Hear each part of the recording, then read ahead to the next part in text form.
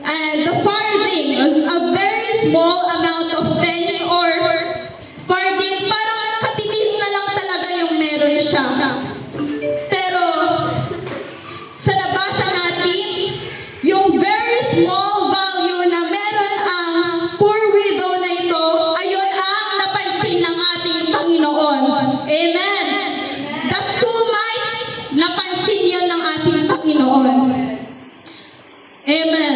So, sa story na yon, sa Bible verse na yon, mayroon tayong 3 aral na matututunan. First is, God sees what man overlooks. Kadalasan, ang napapansin ng tao ay yung may malalaking na ibibigay. Diba? Napapansin lang natin, uy, bakit mayaman to? Ang dami nabibig. Ganun, diba? Ganun yung napapansin natin. Ngunit iba ang Panginoon. Amen? Hindi siya sa labas tumitingin. Ang Panginoon, tumitingin siya sa deeper na meron tayo. Ang 2 mites ay maliit na halaga para sa atin. Pero ito ang nakita ni Jesus. Ang mapagpakambabang handog ng isang mahirap na balot. 2 mites. Why? Because God does not look at the amount alone, but at the heart behind the giving. Oh, amen. And next is, God's evaluation is different from man's. Marami ang nagbigay ng malaki. Sa nabasa natin, di ba? Marami daw mga rich men. Pero nagbigay sila mula sa kanilang kasaganahan. Hindi, ang mga rich men ay hindi nila ibinigay ang lahat ng meron sila. Meron pa rin natira na para sa kanila. Ngunit ang poor widow ay nagbigay ng lahat ng mayroon siya. Yung 2 mites, di ba dapat pag ganun sa kalagayan ko, kapag ako yun, ibibili ko na lang ng candy sana kung sa panahon ngayon. Pero tignan niyo yung 2 mites. Anong ginawa niya? Inihandog niya na lang yun sa Panginoon. Amen. Oh, amen. Katumbas lang yun ng buhay niya. And bakit buhay? Dahil iyon na lang ang parang mayroon siya parang mabuhay.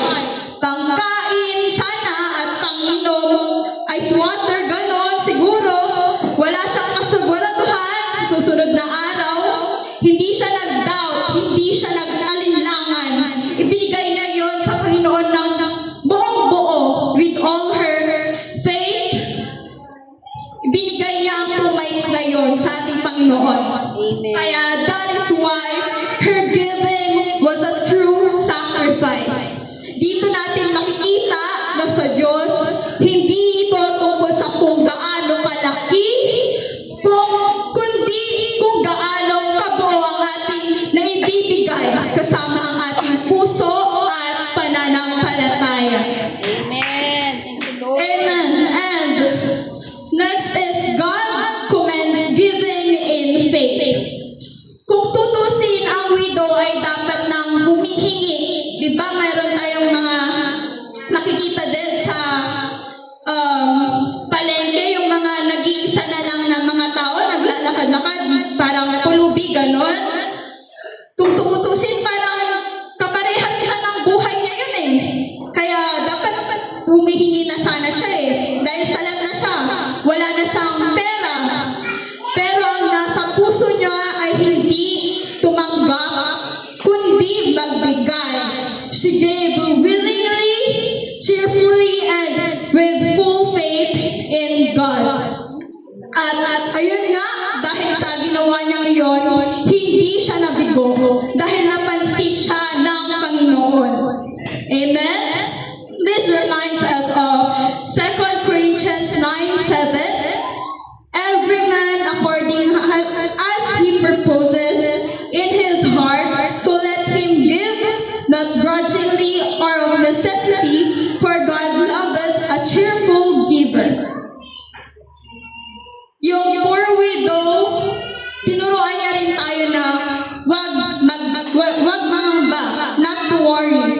kahit ibinigay niya ang lahat ng mayroon siya, wala tayong mababasa, di ba? Sa binasa natin kanina, wala tayong nabasa na nag-alala siya. Kaya sabi doon sa Matthew 6:33-34, "But seek ye first the kingdom of God and His righteousness, and all these things shall be added unto you." Ayun ang palaging sinasabi ni Pastor, di ba? But seek ye first the kingdom of God and His righteousness, and all these things shall be added unto you. Take therefore no thought for the morrow shall take thought for the things of itself sufficient unto the day as the evil thereof. Sinabi dito ng Panginoon na unahin natin siya. Siya na ang bahala sa lahat ng kailangan natin. Amen. Naniniwala ba kayo na life is more than food and body is more than clothing? Sinong naniniwala? Amen? Amen. Diba? Hindi lang ang buhay natin ay umiikot sa mga pagkain at sa mga damit. Amen? Amen. Kaya kailangan natin ang ating Panginoon and we need to seek Him first. Amen? Amen. Pero kung tutuusin sa panahon natin ngayon, amen, mahirap itong isabuhay. Yung seek ye first the kingdom of God, mahirap isabuhay siya. Lalo na kung yung faith natin is hindi steady, mahirap siyang isabuhay. Sobrang anxious na tayo. Napaka-OA na natin. Money anxious, living anxious, grade anxious, future anxious, name it all, napaka-anxious natin sa buhay. Konting bagay lang, kinakabahan na tayo. Sabi nga nila, sabi ng pastor doon sa YLTS, nasa AI generation na tayo at maraming benefits, maraming advantages ang AI generation, but nandoon yung mga social media, instant access, instant comparison, lahat ng ito ay nagko-contribute kung bakit lumalaki ang ating mga worries. Amen. Ngayon kasi, social media, kung anong makikita mo doon, di ba parang gusto mo na siyang gayahin? At nandoon na nagkakaroon tayo ng mga worries na, hala, gusto ko din ng ganito. Siyempre, parang na-encourage ka din na gawin din yung ganun na nakita mo. Amen. Kaya ganyan nag-worry ka na baka ikaw lang yung hindi makakasunod sa kung ano yung nakikita mo sa social media. Amen. Yung mga trending na yan. Nag-worry ka na hindi ka makakasabay sa mga trending na yan. Pero dapat hindi yun yung inuuna natin. Amen. Dahil hindi tayo para sa sanlibutan. Amen. We are made for God and not for the world. Amen. Amen. Amen. Kaya, bago po tayo magpatuloy ay nag-prepare po ako ng short activity. At ayun po ay para makita natin kung gaano talaga tayo ka-anxious. So, alam niyo po ba yung put your finger down? Yung put your finger down? Itaas po natin ang ating mga dalawang daliri. Sampung daliri. Amen, sampung daliri, taas po natin. And ibababa po natin yung ating daliri kapag feeling nyo ay kayo ito, yung mababanggit ko po. Amen? Put your finger down if nangangamba ka kapag lobat na ang cellphone mo. Amen, yung mga hindi kaya nang walang cellphone. Amen. Next. Put your finger down pag na-stress ka kapag walang internet or data. Baka magsinungaling.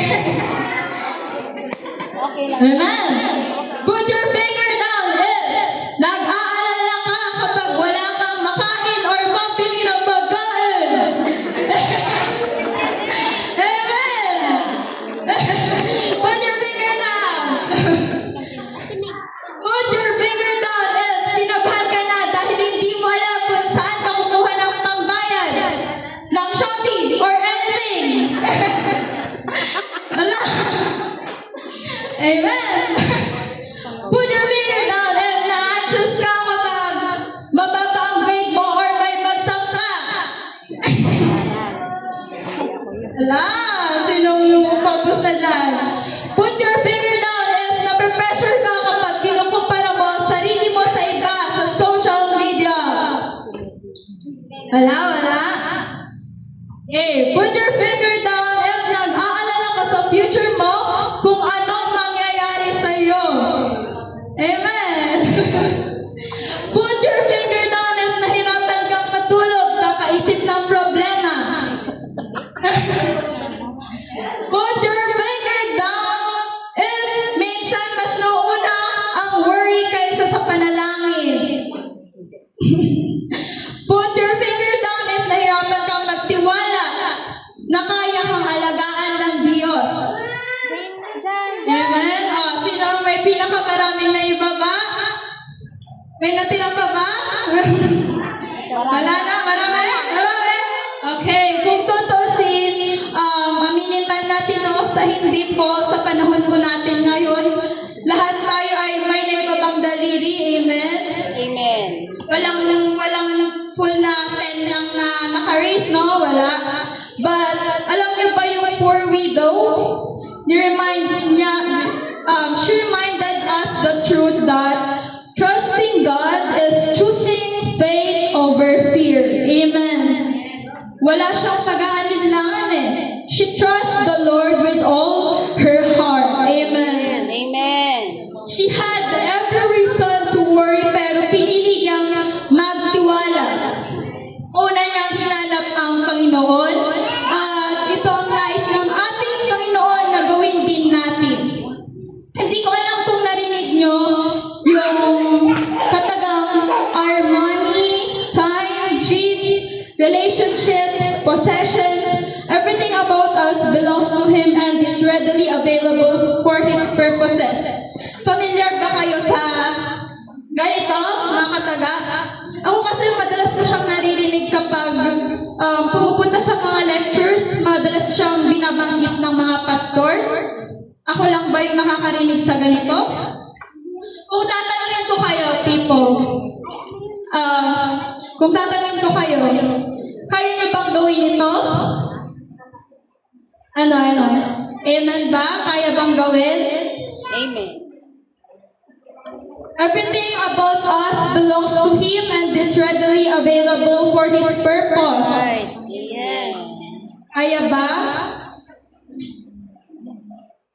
Ako kasi kung tatanungin sa edad ko ito, siguro sa totoo lang hindi pa. Hindi ko pa siya kayang parang isurrender ang buhay ko ng buong buo dahil ayan nga, sabi dito, our money, time, dreams, relationships, possessions, lalo na dun sa dreams, hindi ko pa siya kayang isuko na parang i-give up ko yung pinapag-aralan ko na engineering ngayon para i-focus ko lang ang aking buhay sa pagsuserve kay God.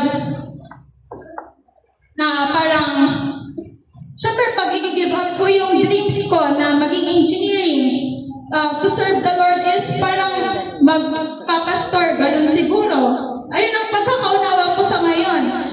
And I'm still learning, pero sa ngayon po ay ayun po ang pagkakaunawa ko ng giving up the dreams ko. At yun nga po, gusto ko i-share na kung gaano gusto ko i-share yung experience ko dahil ayun nga, mas inuna ko ang ibang bagay kaysa sa Diyos. And